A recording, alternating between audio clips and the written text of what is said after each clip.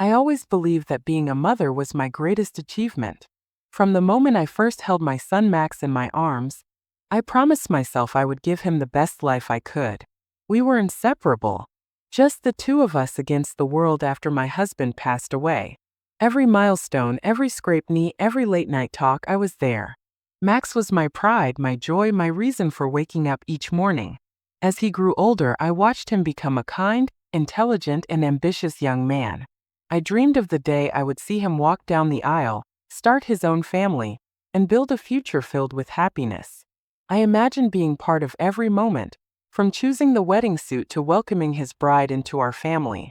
I never imagined the phone call that would change my life forever, shattering every expectation I had and leaving me questioning everything I thought I knew about love, loyalty, and what it truly means to be a mother. It was a quiet Sunday afternoon when I decided to call Max. I had been thinking about him all morning, picturing him and Lena, his fiancée, planning their future together. I wanted to ask about the wedding to see if they needed help with anything, or if there was a date set. I had even started looking at dresses, imagining what I might wear on the day my only son would say, "I do."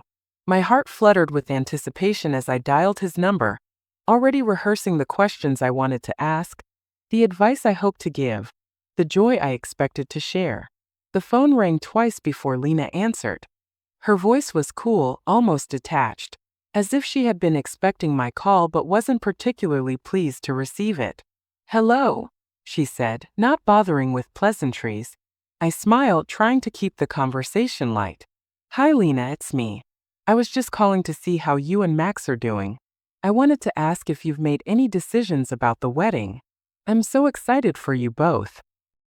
There was a pause, a silence that stretched just a little too long. Then, with a tone that sent a chill down my spine, Lena replied, "Oh, we already got married yesterday. We only invited special people." Her words hit me like a slap.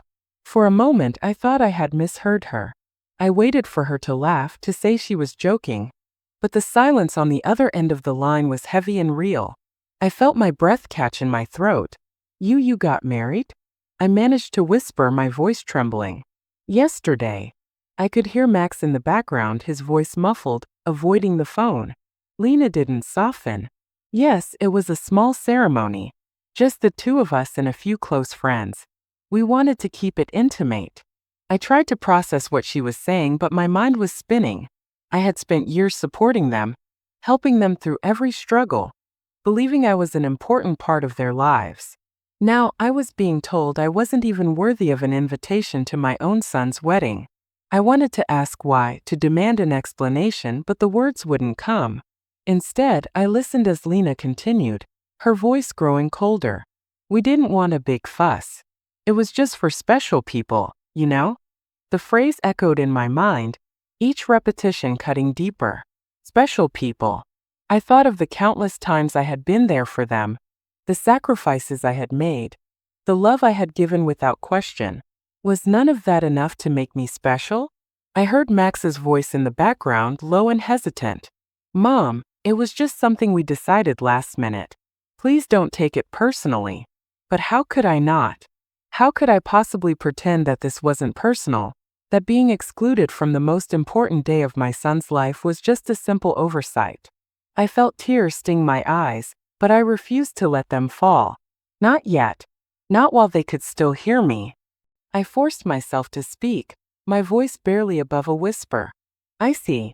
Well, I hope you're both happy." Lena didn't respond. The silence was suffocating. I could feel the weight of everything I had done for them pressing down on me, suddenly meaningless. I wanted to scream, to beg for an answer, but I knew it wouldn't change anything. The decision had been made. The door had been closed. After a few more awkward words, the call ended. I sat there, phone in hand, staring at the wall as the reality of what had just happened began to sink in. My mind raced with memories. Birthday parties, holidays, late-night talks, all the moments I thought had brought us closer. Now they felt like distant echoes, reminders of a bond that had been quietly severed. I stood frozen, realizing I wasn't special enough for my own son's wedding. The silence in my living room was deafening after the call ended. I sat on the edge of the sofa, phone still clutched in my hand, as if waiting for it to ring again and undo what had just happened. My mind replayed Lena's words over and over. We only invited special people. Each repetition felt like a fresh wound, a reminder that I had been left out of a moment I dreamed about since Max was a boy. I tried to make sense of it, to find some logical explanation, but all I found was a growing ache in my chest.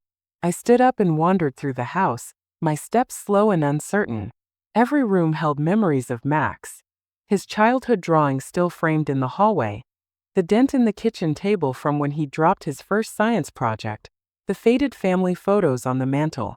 I had always believed that our bond was unbreakable, that no matter how much life changed, I would always be part of his most important moments. Now I felt like a stranger in my own home, haunted by the ghost of a relationship I thought was real. Confusion was the first emotion to settle in. I kept asking myself, why? Why would Max and Lena choose to exclude me? Had I done something to upset them? Was I too involved, too eager, too present in their lives? I replayed every recent conversation, searching for a hint of resentment or frustration, but nothing stood out. I had always tried to be supportive, to offer help without judgment, to love them unconditionally. Was that not enough? Heartbreak followed quickly behind. I sat at the kitchen table, staring at the pale pink dress I had bought for the wedding, still hanging in the closet with the tags attached. I had imagined wearing it with pride, standing beside my son as he started a new chapter. Now it felt like a cruel joke, a symbol of hope that had been snatched away without warning.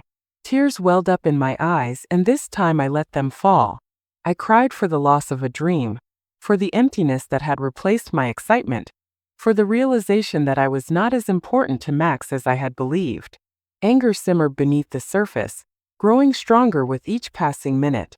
I thought of all the sacrifices I had made for Max and Lena, paying their rent when they struggled, buying groceries when money was tight, helping them furnish their apartment, always putting their needs before my own. I had never asked for anything in return except to be included, to be loved, to be seen. Now I wondered if they had ever truly appreciated me, or if I had simply become a convenience, someone to call when they needed help but ignore when it mattered most. I tried calling Max, desperate for an explanation. The phone rang and rang before going to voicemail. I left a message, my voice trembling. Max, it's Mom. I just want to talk. Please call me back. Hours passed with no response. I sent a text, simple and direct. Can we talk? Still nothing. The silence was louder than any argument, more painful than any harsh word. I sent a text, simple and direct. Can we talk? Still nothing. The silence was louder than any argument, more painful than any harsh word. It was as if I had been erased from their lives, my presence no longer necessary now that the wedding was over. Lena, on the other hand, was cold and unyielding. When I tried calling her, she answered with a clipped, "What is it?" I struggled to keep my composure. "Lena, I just want to understand. Why wasn't I invited? Did I do something wrong?" She sighed, the sound heavy with impatience. "It wasn't about you. We just wanted a small ceremony. It's not a big deal." Her words stung. Not a big deal. To her, maybe. To me, it was everything. I pressed on, hoping for a crack in her armor. "I thought we were family. I thought I was important to you both." Lena's tone grew even colder. "We needed it to be simple. You always make things complicated." Max didn't want any drama. The accusation hit me hard. Was I really the problem? Had my love and involvement become a burden instead of a blessing? I hung up, feeling more alone than I had in years. I wandered back to the living room, sinking into the sofa as the weight of the day pressed down on me. My thoughts spiraled. Memories of Max as a little boy. The promises I had made to always be there for him.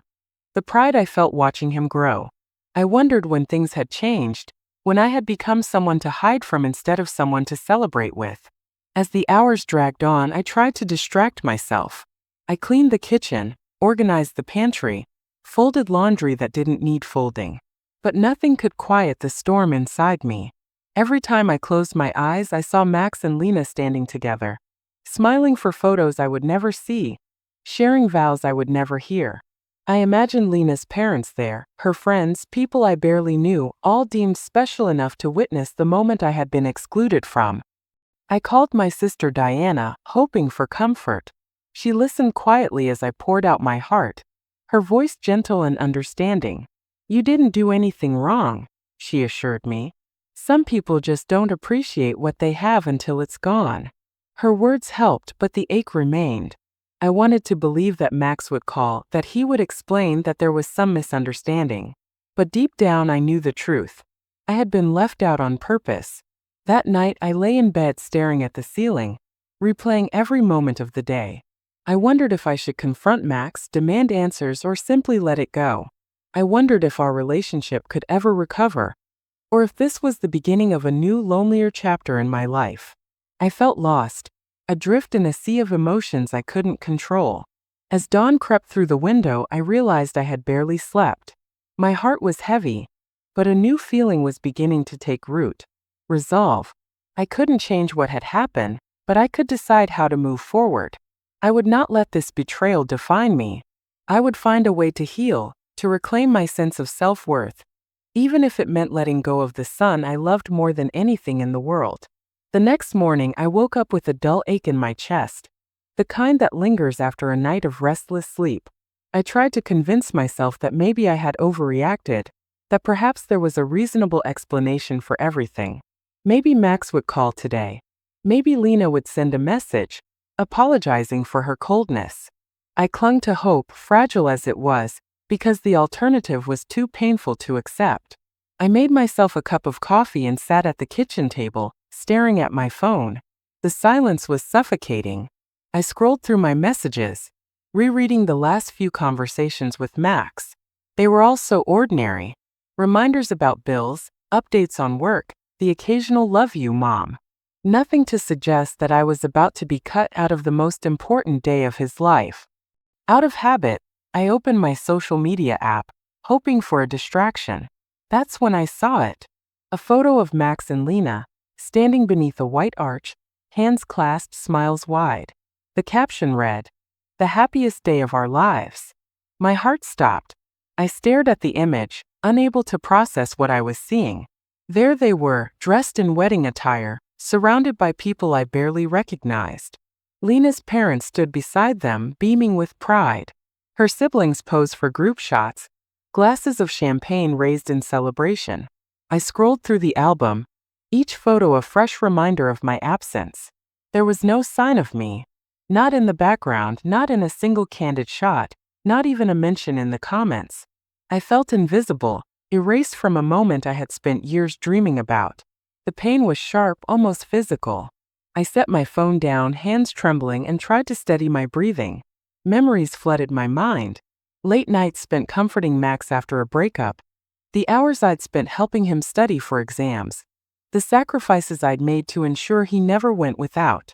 I remembered the time I worked overtime for weeks to buy him a new laptop for college. The countless meals I cooked when he and Lena were struggling. The rent payments I made when they couldn't make ends meet. I had always been there, quietly supporting them, never asking for anything in return except to be included, to be loved. I thought of the pale pink dress still hanging in my closet, the one I had chosen so carefully, imagining how proud I would feel wearing it to Max's wedding.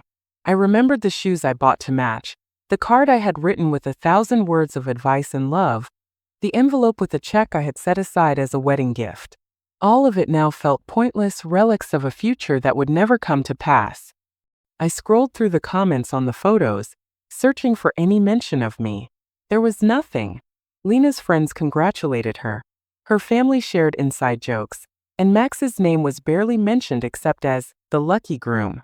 I felt like an outsider peering through a window at a life I was no longer part of. The more I looked, the more the pain deepened. I saw Lena's mother helping her adjust her veil, her father giving a toast, her siblings laughing together. I imagined the speeches, the laughter, the tears, all the moments I had hoped to share with my son, now given to someone else. I wondered if Max had thought of me at all, if he had felt even a twinge of guilt as he said his vows without me there to witness them. I tried to call Max again, desperate for some kind of explanation. This time he answered, but his voice was distant, guarded. "Mom, I'm busy right now. Can we talk later?" I swallowed my pride and asked, "Max, why didn't you tell me? Why wasn't I there?" There was a long pause before he replied. Lena wanted it small.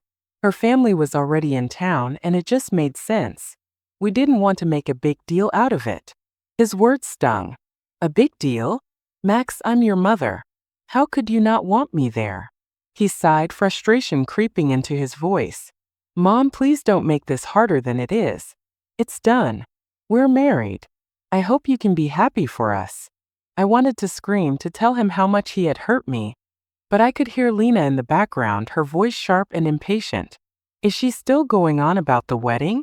Max muttered something I couldn't make out, then said, "I have to go. We'll talk later." The line went dead.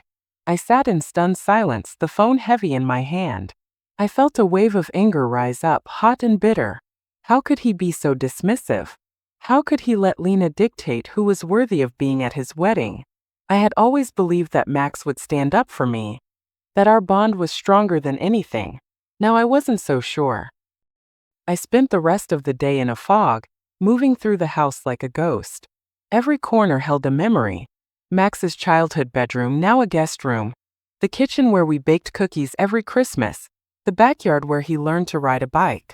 I wondered if any of it had meant as much to him as it did to me.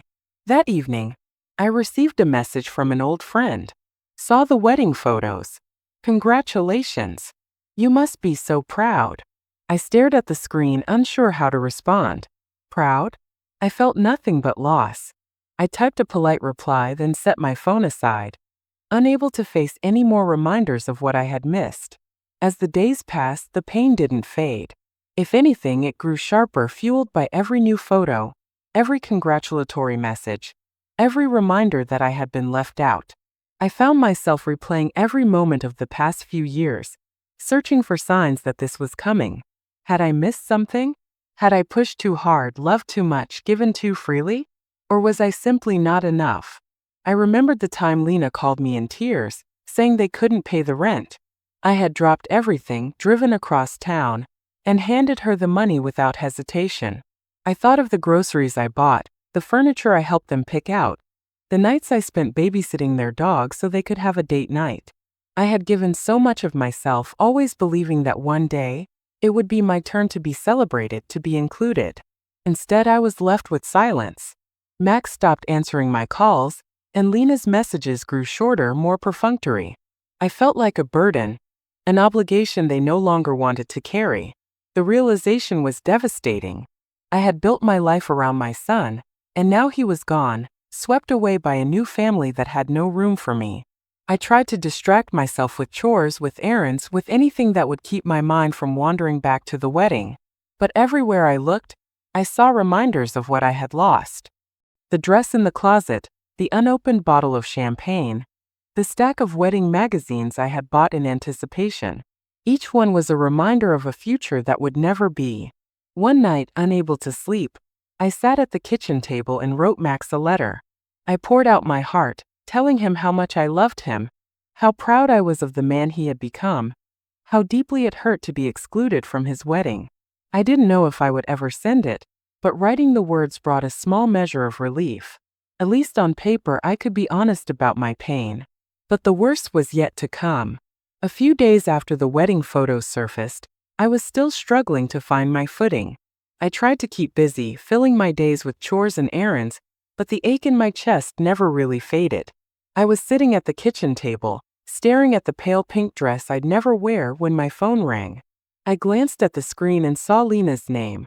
For a moment I hesitated, unsure if I even wanted to answer.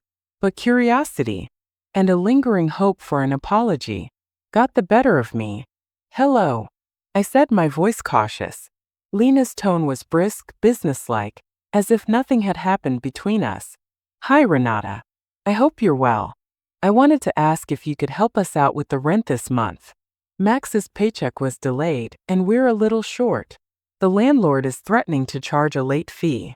I sat in stunned silence, the words echoing in my mind. Not a single mention of the wedding, no acknowledgement of my absence, no apology for the pain they'd caused. Just another request for money, as if I were nothing more than a bank account with a phone number. I felt a surge of anger sharper than before. Did they really think I would just go back to the way things were? That I would keep giving no matter how they treated me? I took a deep breath, trying to steady my voice. Lena, do you realize how much you've hurt me? You and Max got married without me. I found out from you after the fact. And now you're calling to ask for money. There was a pause on the other end. Lena's voice softened, but only slightly. I know it was sudden, but we just wanted something simple. It wasn't personal. We really need your help, Renata. You've always been there for us. Her words stung. I thought of all the times I'd come to their rescue, all the sacrifices I'd made. I remembered the groceries, the rent payments, the birthday gifts, the late-night phone calls when they needed advice or comfort. I had always said yes, always put their needs before my own. But now I wondered if I had made a mistake. Had I enabled them to take me for granted? Had I taught them that my love was something to be used, not cherished? I looked around my empty house, at the photos of Max as a child, at the reminders of a life built on unconditional love. I realized that I had been clinging to the hope that things would change, that one day they would see me as more than just a source of support. But that day had never come. As Lena waited for my answer, I felt something shift inside me. For the first time, I questioned whether I wanted to keep playing this role. Did I want to keep giving, knowing it would never be enough?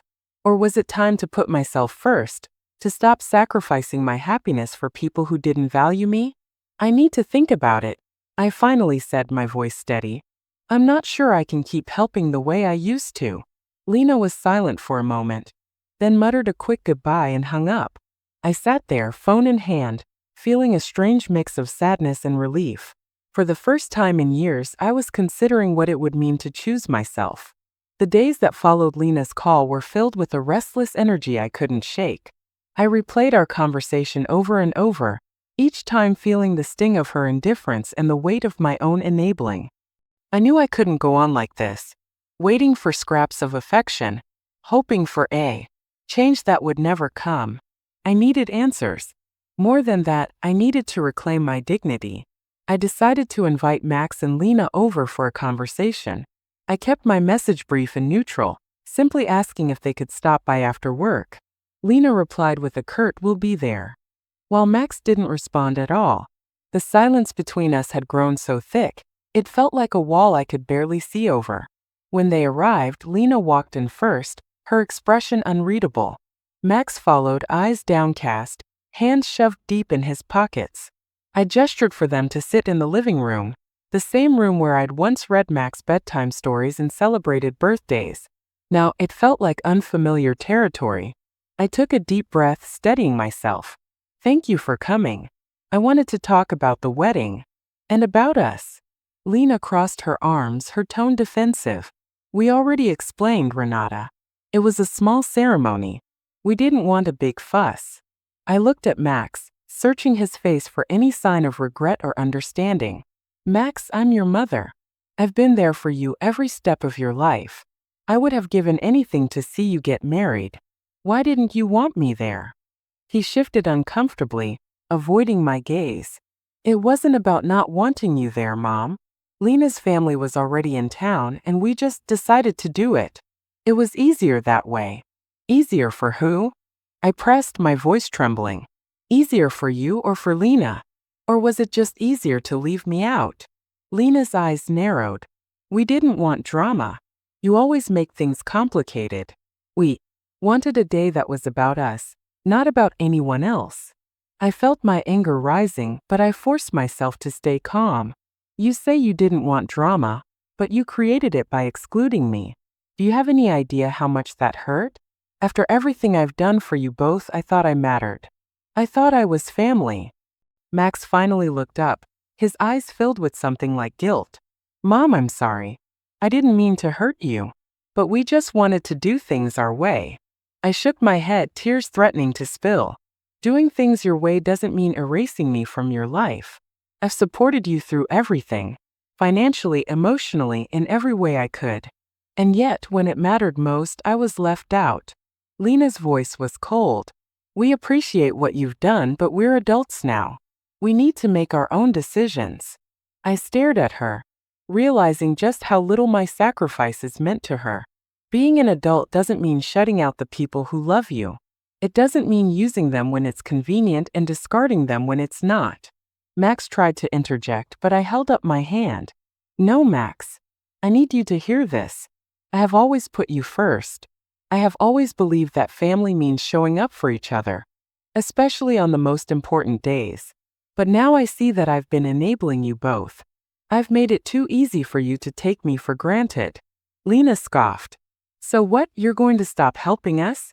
Is that what this is about?" I met her gaze, my voice steady. "Yes, Lena. That's exactly what this is about. I can't keep giving and giving only to be treated like I don't matter. I deserve respect. I deserve to be included. And if I can't have that, then I need to set boundaries." Max's face fell. "Mom, please. We're just trying to figure things out. We didn't mean to hurt you." I felt a pang of sadness, but I stood my ground. "Intentions don't erase actions, Max. I need you both to understand that I won't be your safety net anymore. I won't be the person you call only when you need something. If you want me in your lives, it has to be as family, not as a bank or a backup plan." Lena's lips tightened, but she said nothing. The silence stretched between us, heavy and final. I took a shaky breath, feeling both terrified and liberated. "I love you, Max. I always will. But I can't keep sacrificing my happiness for people who don't value me. I hope one day you'll understand." Max nodded, his eyes shining with unshed tears. "I'm sorry, Mom. I really am." Lena stood, grabbing her purse. "We should go." As they left, I watched them walk down the path, feeling a strange mix of grief and relief. For the first time in years, I had spoken my truth. I had set a boundary, not out of anger, but out of love for myself. I didn't know what would happen next, but I knew I couldn't go back to the way things were. I had finally chosen myself. After Max and Lena left, the house felt impossibly quiet. I sat in the living room, the echo of our conversation still hanging in the air. My heart pounded with a strange mix of emotions: relief, sadness, and a raw ache that seemed to settle deep in my bones. I replayed every word, every look, wondering if I had been too harsh or if I had finally done what was necessary for my own well-being. It didn't take long for the messages to start. First, a text from Max. "Mom, I know you're upset, but you don't have to do this. We're family. Can't we just move past it?" I stared at the screen, feeling the familiar tug of guilt. For years, I had been the one to smooth things over, to apologize first, to make sacrifices for the sake of peace. Now I hesitated, unsure if I should respond or hold my ground. Then came Lena's message, colder and more pointed. "I hope you're happy.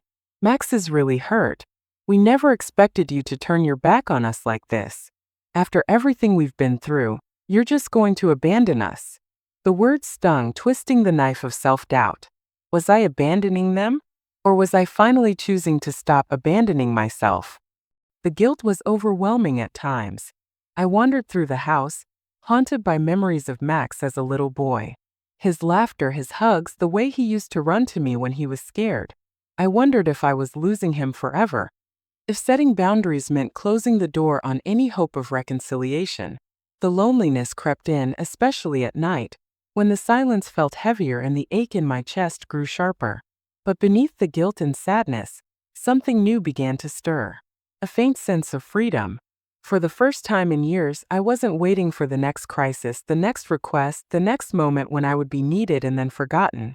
I had space to breathe, to think about what I wanted, to imagine a life that wasn't defined by constant giving. Still, the manipulation didn't stop. Max called, his voice thick with emotion. "Mom, please. Lena's really upset. She says you don't care about us anymore. I know things got out of hand, but can't you just help us this one last time?" I listened, torn between the urge to comfort him and the need to protect myself. I realized that every plea, every guilt trip, was another attempt to pull me back into the old pattern.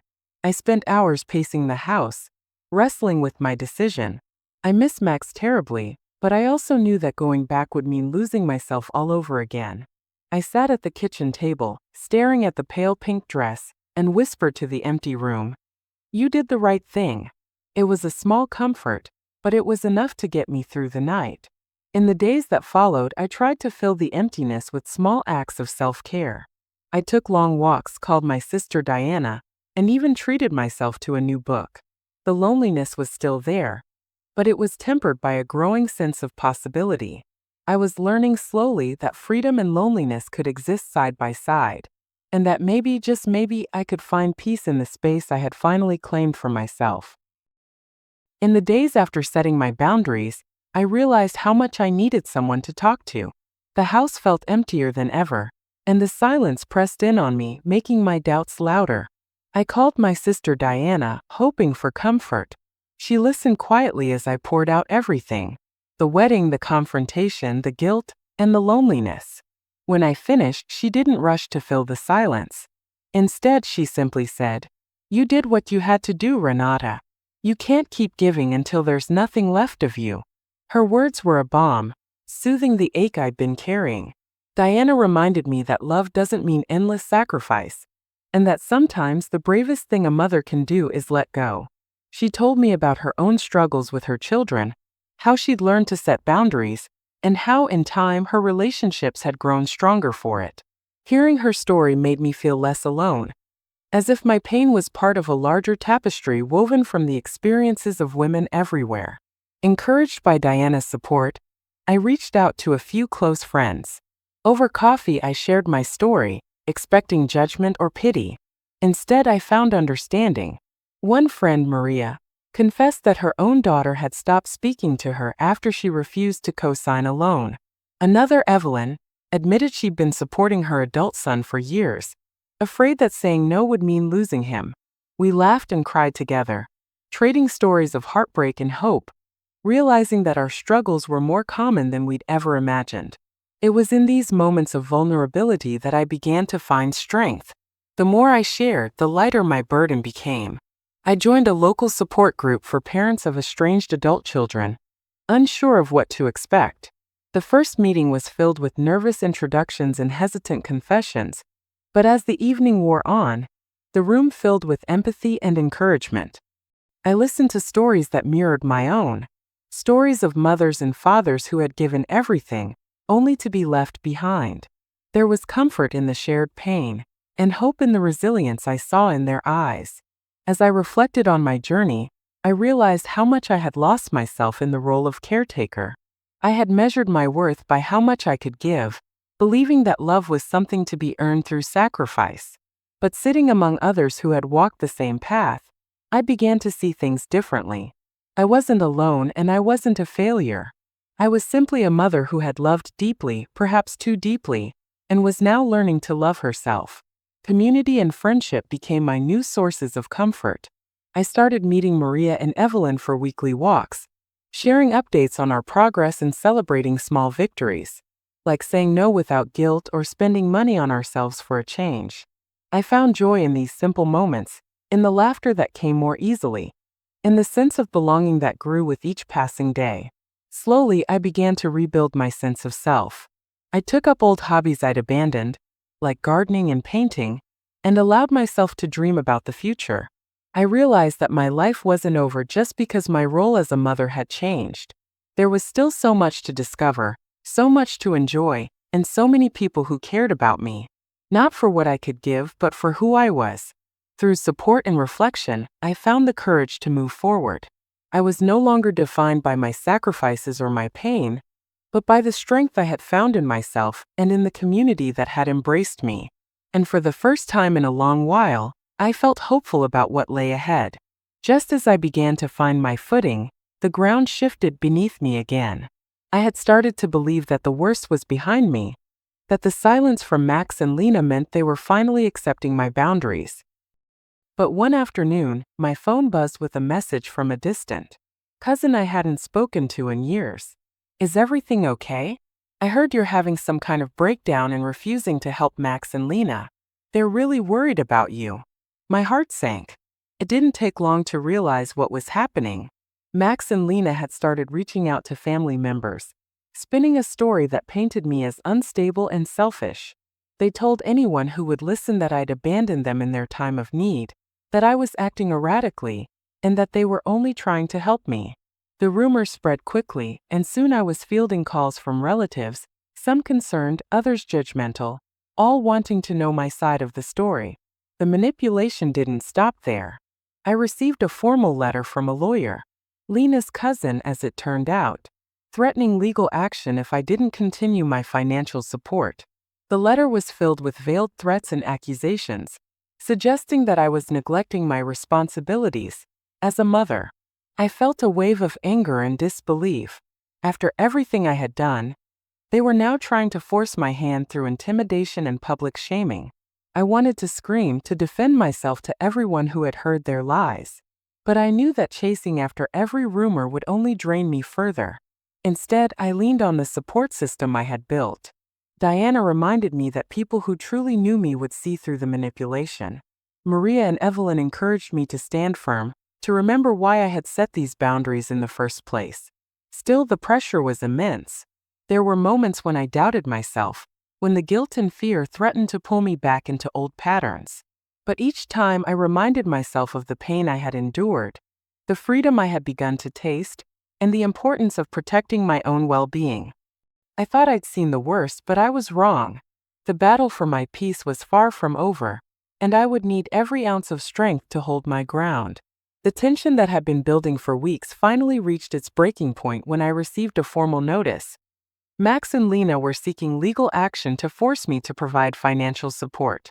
The letter, stamped and official, accused me of neglect and abandonment, painting a picture of a mother who had turned her back on her family.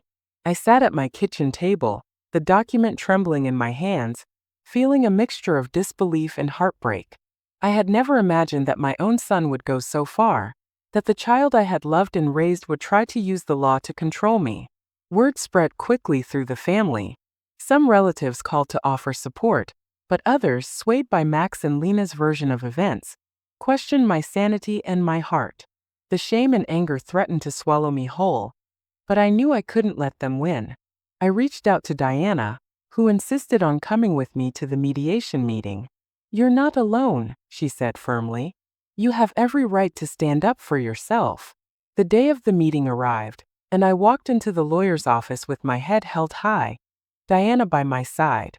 Max and Lena were already there, sitting together, their faces a mix of defiance and discomfort. The mediator, a calm woman with kind eyes, welcomed us and explained the process. I could feel my heart pounding, but I refused to let fear silence me. Max spoke first, his words rehearsed and cold. "Mom, we're not trying to hurt you. We just need stability. You've always helped us and now you're refusing. It's not fair. We're your family." Lena nodded, her expression hard. "We're not asking for much. Just what you've always given us. We don't understand why you're acting this way." I took a deep breath, feeling the weight of years of sacrifice and disappointment pressing down on me. "You say you don't understand, but I think you do. You know exactly how much I've given Adam, my time, my money, my love. I've always been there, no matter what you needed.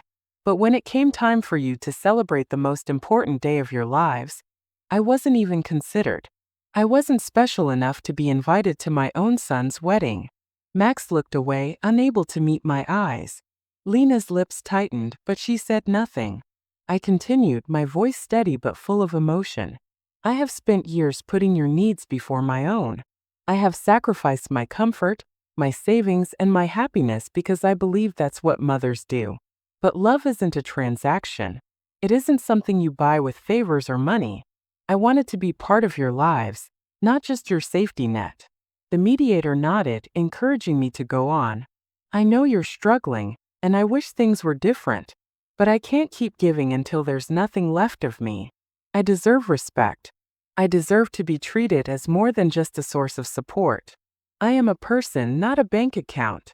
Max's voice cracked as he finally spoke. "Mom, we just thought you'd always be there. We didn't mean to hurt you." Tears welled in my eyes, but I didn't let them fall. "Intentions don't erase actions, Max.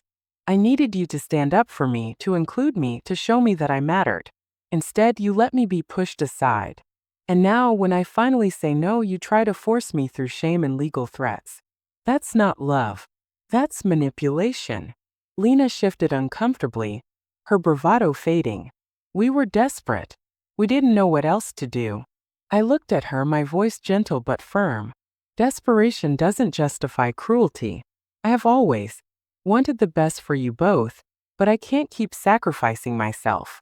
If you want a relationship with me, it has to be built on respect and honesty, not demands and ultimatums. The mediator asked if I was willing to reconsider my decision. I shook my head. No, I have made my choice. I will not be coerced or guilt into giving more than I can. I hope one day you'll understand, but I have to protect myself now. The room was silent for a long moment. Max wiped his eyes and Lena stared at the floor. Diana squeezed my hand, her support giving me strength.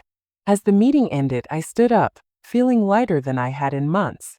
I had spoken my truth, not out of anger, but out of love for myself. I walked out of that office with my dignity intact, knowing that I had finally reclaimed my voice. The pain was still there, but it was no longer the pain of being used. It was the ache of letting go, of choosing myself after a lifetime of choosing others. For the first time, I felt truly free. In the weeks after the mediation, a quiet peace settled over my life. The constant barrage of messages and demands from Max and Lena faded into silence. At first, the emptiness felt strange, almost unnatural. But as the days passed, I realized it was the absence of chaos. For the first time in years, I could breathe without waiting for the next crisis, the next plea for help, the next wave of guilt. I spent my mornings in the garden, tending to flowers I'd neglected for too long. I called Diana just to chat, not to cry or seek advice, but to share small joys. A new bloom, a favorite recipe, a funny memory from our childhood. I reconnected with friends, accepting invitations I'd always turned down because I was too busy or needed at home. I even joined a book club at the local library, where I found laughter and companionship among people who valued me for who I was, not for what I could give. Max reached out a few times, his messages tentative and uncertain. He apologized not just for the wedding but for the years of taking me for granted. I could hear the regret in his voice, and though it hurt to remember all that had happened, I felt a sense of closure. I forgave him, not because he asked, but because I needed to let go of the bitterness that had weighed me down. We spoke honestly, setting new boundaries. I told him I loved him, but I would no longer sacrifice my well-being for anyone, not even my own child. Lena stayed distant, her pride unwilling to bend. I accepted that some wounds would take longer to heal, or perhaps never would. I no longer felt responsible for fixing everything, for making everyone happy at my own expense. I had learned that love without respect is not love at all. With each passing day, I rebuilt my life on my own terms. I traveled to places I'd always dreamed of visiting, took up painting again, and filled my home with music and light. I discovered that freedom was not loneliness, but the space to rediscover myself. I was no longer defined by what I gave, but by who I was. A woman who had loved deeply, lost painfully, and found the courage to begin again. For the first time in a long while, I felt whole. Months passed, and the seasons changed, bringing a gentle rhythm to my days that I hadn't known in years. My mornings began with quiet coffee on the porch, watching the sun rise over my garden. I found comfort in simple routines, watering my plants, reading in the afternoon light, and meeting friends for walks in the park. The anxiety that once lived in my chest faded, replaced by a calm I had never thought possible. I noticed changes in myself. I smiled more easily, laughed without guilt, and made plans for the future that were just for me. I took a painting class at the community center, rediscovered my love for music, and even started volunteering at the local library. My world grew larger as I let go of the burdens I'd carried for so long. Max and I spoke occasionally, our conversations cautious but honest. He admitted that life had become more difficult without my constant support. He and Lena had to learn to manage their own finances, to face challenges together without relying on me to solve every problem. There were moments when I heard frustration or regret in his voice, but I also sensed a new maturity. He was learning slowly to stand on his own. Lena remained distant, her pride still a barrier between us. I heard through family that she and Max had faced some hard times. Missed payments, arguments, the reality of building a life without a safety net. It wasn't easy for them, but I knew it was necessary. Sometimes the hardest lessons are the ones that lead to real growth. As for me, I found peace in the life I was creating. I no longer felt defined by what I could give or by the approval of others.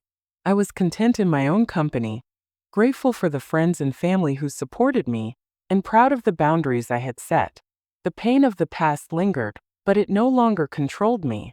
I had learned to let go, to forgive, and to move forward with hope. In the quiet of my new life, I discovered a truth I wish I'd known sooner. Sometimes the greatest gift you can give yourself is the freedom to choose your own happiness. Looking back on everything I've been through, I realize how much I've learned about love, boundaries, and self-respect. For so long, I believed that being a good mother meant giving endlessly, sacrificing my own needs, and always putting my family first. I thought love was measured by how much I could endure, how much I could provide, and how much I could forgive. But I see now that real love is not about losing yourself for others. It's about honoring yourself too. Setting boundaries was the hardest thing I've ever done. It felt unnatural at first, almost selfish, to say no or to put my own well-being ahead of someone else's demands. But I've learned that boundaries are not walls. They are bridges to healthier relationships. They teach others how to treat us, and they remind us that our value is not tied to how much we give or how much we tolerate. I've also learned that self-respect is the foundation of every healthy relationship. When you respect yourself, you stop accepting crumbs of affection and start expecting the love and consideration you deserve. It's not easy, especially when guilt and fear try to pull you back into old patterns. But every time you choose yourself, you grow stronger and more confident in your worth. To anyone watching who feels invisible, used, or unappreciated by the people they love, I want you to know you are not alone. Your feelings are valid and your pain is real. It's never too late to reclaim your life, to set boundaries, and to rediscover who you are outside of your roles and responsibilities. You deserve happiness, peace, and respect, not just from others but from yourself. If you're afraid to take that first step, remember that courage isn't the absence of fear. It's moving forward in spite of it. Reach out for support, lean on friends or family who understand, and trust that you are worthy of love that doesn't require you to lose yourself. Healing takes time, but every small act of self-care is a victory. My journey has taught me that freedom and self-love are possible, even after heartbreak. I hope my story gives you the strength to choose yourself, to believe in your own value, and to create a life that brings you joy. Have you ever felt excluded by your own family? Or found yourself giving and giving until there was nothing left for you? What would you do if you were in my place? I know my story isn't unique, as so many of us have faced moments of heartbreak, betrayal, or loneliness from the people we love most. If you've ever struggled with setting boundaries or finding your own voice, I want to hear from you. Please share your thoughts and experiences in the comments below. Your story might help someone else who's going through the same thing. If you found comfort or strength in my journey, let me know. Your words mean more than you can imagine. And if you know someone who needs to hear this message, please share this video with them. Don't forget to subscribe to the channel for more real-life stories, advice, and support. Together, we can build a community where no one feels alone in their struggles. Thank you for being here, for listening, and for sharing your heart.